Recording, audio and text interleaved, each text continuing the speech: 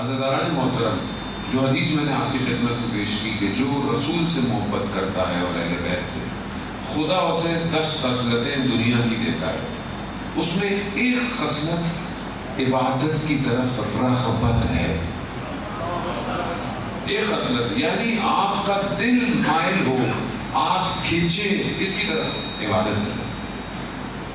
چاہے وہ عبادت نماز ہو، چاہے وہ عبادت نوافل ہو، چاہے وہ قرآن کی تلاوت ہو، چاہے وہ روزہ ہو، جو بھی ہو. اور صرف اس عبادت کی طرف اگر آپ کا دل نہیں چاہ رہا تو آپ سمجھیں کہ پھر میرے دل میں خدا نخواستہ محبت صحیح نہیں ہے، کیونکہ جس کے دل میں یہ محبت ہے خدا اس کو یہ خصلت دیتا ہے. اب میں اپنی نماز دیکھوں، میری نماز کیسی ہے. نماز پڑھی جلدی جلدی، لیکن ایک عاشق کیسے نماز پڑھتا ہے؟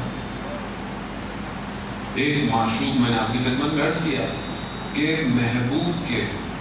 محبوب نے تھوڑی دیر کے لیے اپنی کھڑکی کھولنی ہو، کب کھولنی ہو نہیں پتا، لیکن معشوق باہر موجود رہے گا کہ وہ ذرا سی دیر بھی نہ رہ جائے کہ جب جھلک نظر آئے. اس جمال کو دیکھنے میں کہیں دیر سے نہ پہنچوں، پڑا ہے کہ ابھی کھڑکی کھلے گی، میں پہلے سے موجود ہوں. تو یہاں جو خالق ہے کائنات کا، حدیث مولانا متقیان حضرت علی ابن ابی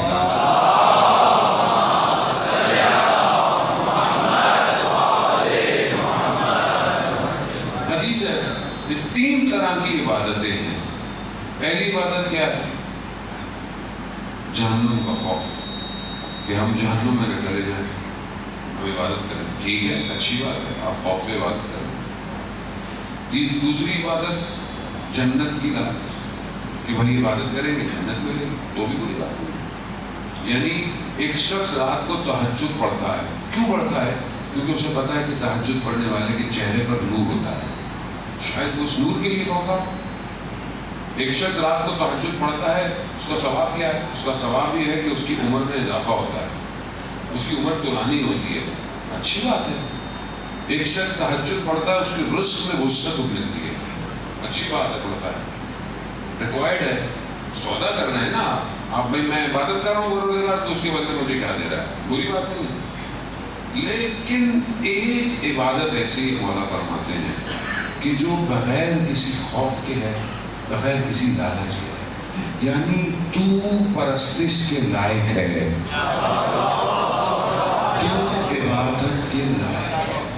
تو عبادت، اب میں جو عبادت کر رہا ہوں مجھے کچھ نہیں، مجھے تو جہنم کا خوف نہیں، مجھے جنت کی لالچ نہیں، کیونکہ تو نے مجھے بنایا، تو میرا خالق ہے. تجھے نہیں کروں گا عبادت تو کسے کروں گا؟ یہ جو عبادت ہے یہ ظاہر اولیاء کی عبادت ہے، صالحین کی عبادت ہے. ہم لوگ میں کہاں، آپ لوگ یقیناً ایسی عبادت کرتے ہوں گے. لیکن یہاں پر کیا ہے؟ یہ تو بڑا مشکل بات کر دو تو ظاہر ہے ہم اپنے آپ کو فوراً پیچھے کر لیتے ہیں. مولانا ہم کہاں، وہ تو امام تھے. اچھا امام تھے تو امام کے صحابی بھی تو تھے. اچھا وہ تو امام کے صحابی تھے تو پھر اور نیچے آئے. عزیزان وطن، سادی سی چیز کیا کر سکتا ہے آدمی کو؟ کوئی بڑا شخص بلائے، کوئی بڑا شخص بلائے، کوئی بھی بڑا شخص ہو سکتا ہے. ہر شخص کے لیے بڑا شخص کوئی اور ہے. کوئی بڑا کمپنی کا ڈائریکٹر ہو سکتا ہے، کوئی آپ کو وزیر بلا سکتا ہے، کوئی پریزیڈنٹ بلا سکتا ہے جس سے آپ کو کام ہو. اب جب وہ آپ کو بلائے تو آپ اس وقت پہ پہلے پہنچتے ہیں کہ نہیں پہنچتے؟ اور آپ کا شاید تھوڑا سا کوئی کام اس کے پاس پھنسا ہوا ہوتا ہے، وہ بھی ظاہر میں. اب جس کے قبضے میں کائنات ہو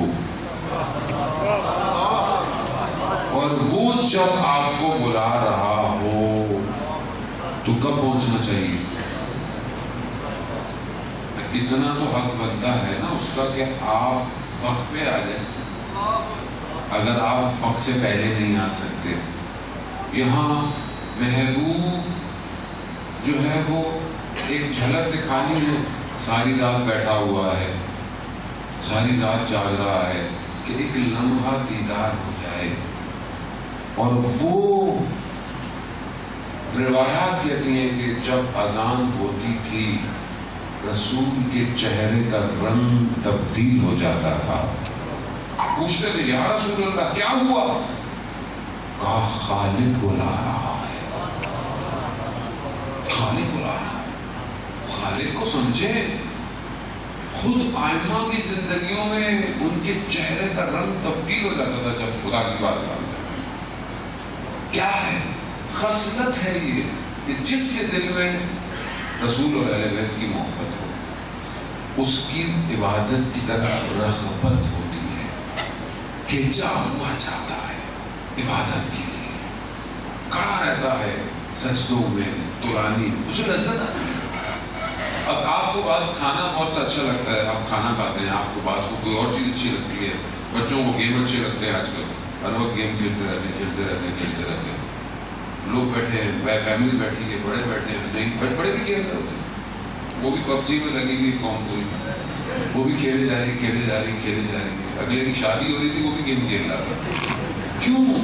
بہرحال انسان ہے نا، دیکھیں انسان کہیں بھی اٹیچ ہو سکتا ہے کسی چیز سے. لذت ہے نا بھائی، کوئی نہ کوئی تو لذت ہے. اب یہ لذت اس کو یہاں مل رہی ہے. اب یہی جو انسان کو لذت ہے، کیونکہ جوان ہے اس لیے مجھے جوانوں کی مثال دینی پڑتی ہے.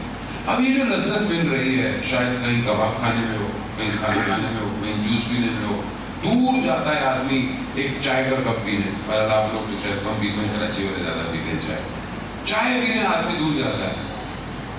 کیا ہے لذت؟ کتنی دیر؟ اتنی دیر ہے کہ جتنی یہ صرف زبان چکھے گی، بس. زبان کے بعد ذائقہ ختم، سب ایک جیسا. مریض ہو جائیں، دنیا کا بہترین کھانا کھلا دیں، اس کو لذت ہی محسوس نہیں ہوتی. کیوں؟ مریض ہے. اب کیوں نہیں اسے لذت ملتی کہ یہ رات کو کھڑا ہو، ایاک نعبد و ایاک نستعین، ایاک نعبد و ایاک، تیری ہی عبادت کرتا ہوں، تجھ سے ہی مدد مانگتا. کیوں نہیں لذت ملتی؟ کیونکہ مریض ہے.